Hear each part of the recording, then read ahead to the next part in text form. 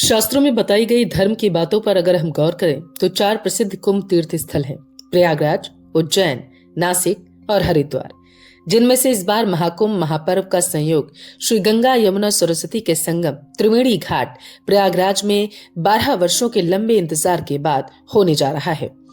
बेहद दुर्लभ संयोग है ये, क्योंकि इस बार महाकुंभ में जो शाही स्नान होगा, इनमें से एक शाही स्नान 29 जनवरी को है और इस दिन मौनी अमावस्या का महादुर्लभ संयोग भी है, जो अपने आप में अति विशेष है। इसके महत्व का विवरण शब्दों में बयान नहीं किया जा सकता। मोक्ष के द्वार खोलने वाला ये महासंयोग है। पितरों के साथ जो भूले बिसरे पितर हैं, उनके तर्पण का, उन्हें स्वर्ग भेजने का मार्ग खोलने जा रहा है। लेकिन सावधान, जितना बड़ा महासंयोग या बनने जा रहा, उससे ज्यादा आपको ध्यान में ये रखना है कि इस दिन क्या करना है और क्या नहीं। महादुर्लभ संयोग है या एक गलती कई राशियों की जिंदगी बर्बाद कर देगी। लेकिन कुछ राशियां ऐसी हैं जिनकी किस्मत कोहिनूर के जैसे चमकाने के लिए इस बार चंद्र उदय नहीं होगा। मतलब चंद्रमा के उदय न होने की वजह से इस बार कुछ राशियों की किस्मत ऐसी पलटने वाली है कि उन्होंने अपने जीवन में कभी सोचा न होगा।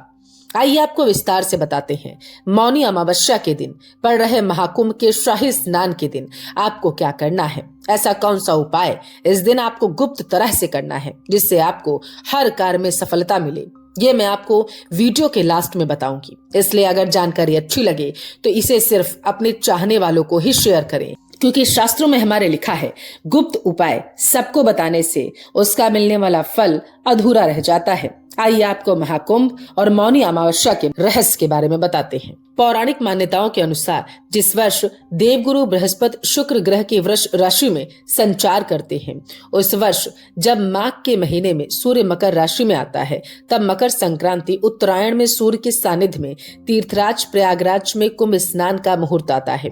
सूर्य और चंद्रमा का मकर राशि में मिलन मौनी अमावस्या के रूप में महाकुंभ का सबसे बड़ा स्नान पर्व है। इस दिन जल में ग्रहों की रश्मियां अमृत के समान प्रभाव उत्पन्न करती हैं, जिसके कारण स्नान करने वाले को और अनेक प्रकार के असाध्य रोगों से उन्हें मुक्ति मिल जाती है।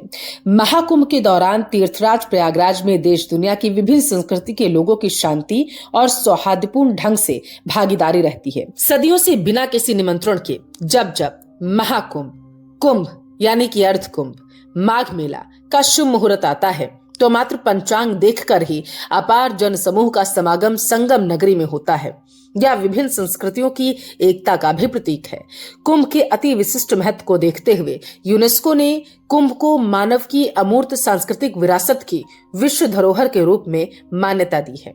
श्री रामचरितमानस के बालकांड में 43वें दोहे की चौपाई में तुलसीदास जी कहते हैं, माघ मकरगत रवि जब हुई है, तीरथ पतही आप सब कोई, देव दनुज किन्नर नर श्रेणी, सादर मजही सकल त्रिवेणी।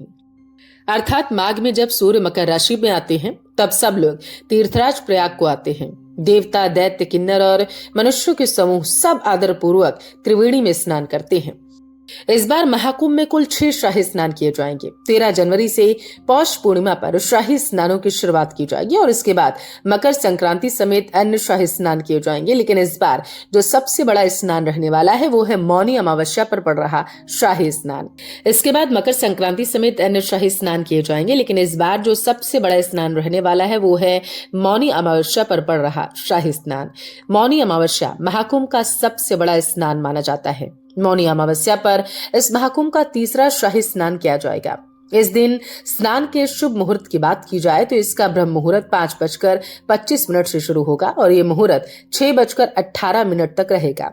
आप सोच रहे होंगे कि आखिर मौनी अमावस्या पर पड़ रहा शाही स्नान इतना खास क्यों है। दरअसल मौनी अमावस्या के दिन प्रयागराज समेत अन्य तीर्थ स्थलों पर स्नान करने से पितरों को मोक्ष मिलता है। हिंदू धर्म में मौनी अमावस्या पर स्नान के अलावा पितरों के श्राद्ध और दान पुण्य का भी विशेष महत्व बताया गया है। दरअसल साल भर में 12 अमावस्या होती हैं, लेकिन माघ मास की अमावस्या को अति विशेष माना गया। मास की अमावस्या को ही मौनी अमावस्या के नाम से जाना जाता है। महाकुंभ और मौनी अमावस्या का संयोग धार्मिक दृष्टि से सबसे ज्यादा फलदायी है। हिंदू मान्यताओं के अनुसार मौनी अमावस्या पर स्नान के साथ साथ दान करने को भी विशेष फलदायी और पुण्यकारी माना गया। इस दिन दान करने वाले व्यक्ति के जीवन के सभी पापों का प्रायश्चित होता है और इस दिन पितरों के तर्पण, पूजा और दान से पितृ प्रसन्न होते हैं। आशीर्वाद परिवार पर बना रहता है। माना जाता है कि मौनी अमावस्या के दिन कलयुग का आगमन हुआ था। कलयुग के प्रभाव से बचने के लिए ही मौन रहकर स्नान करने की परंपरा मानी गई। मौनी अमावस्या के दिन कुंभ स्नान करने से 1000 अश्वमेघ, 100 वाजपेयी यज्ञ और धरती की 1,00,000 परिक्रमा करने के बराबर पुण्य मिलता है। और इस बार ऐसा महासंयोग बन रहा है। महाकुंभ का तीसरा शाही स्नान और मौनी अमावस्या एक ही दिन है। ग्रहों के खेल को अपनी मुट्ठी में करने के लिए और हर क्षेत्र में सफलता पाने के लिए मौनी अमावस्या पर स्नान जरूर करें। पवित्र गंगा नदी में विजय प्राप्ति के लिए दोपहर 2 से 3 बजे के बीच में स्नान करें। वैसे स्नान का शुभ समय 29 जनवरी को सुबह 5:20 के बाद से शुरू हो रहा है। यहाँ आपके लिए यह जानना बेहद जरूरी है कि साल भर में 12 अमावस्या होती हैं, लेकिन माघ मास की अमावस्या को अति विशेष माना गया। कहते हैं इस दिन स्नान करने से पितरों को मोक्ष मिलता है, कई जन्मों के पाप धुल जाते हैं।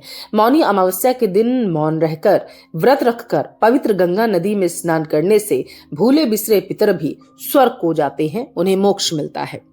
मौनी अमावस्या पर महासंयोग बनने जा रहा। इस दिन ग्रहों की खास स्थिति सिंह राशि वालों के लिए बहुत फलदायी रहेगी। धन लाभ के प्रबल संयोग बनेंगे। नौकरी व्यापार में चल रही परेशानियां दूर होंगी। इस दिन कर्क राशि के जातकों की नौकरी में लंबे समय से आ रही बाधाएं दूर होंगी। अध्यात्म में रुचि बढ़ेगी। धन संबंधित सभी परेशानियां दूर होंगी। कन्या राशि के अच्छे दिन शुरू होने वाले हैं। वैवाहिक जीवन में सुख के पल आएंगे। संतान पक्ष से सुखद समाचार मिलेंगे। वृश्चिक राशि के जातकों का धन संकट दूर होगा। मौनी अमावस्या पर किए गए कार्य सफल होंगे। विवाह के लिए अच्छे प्रस्ताव आएंगे।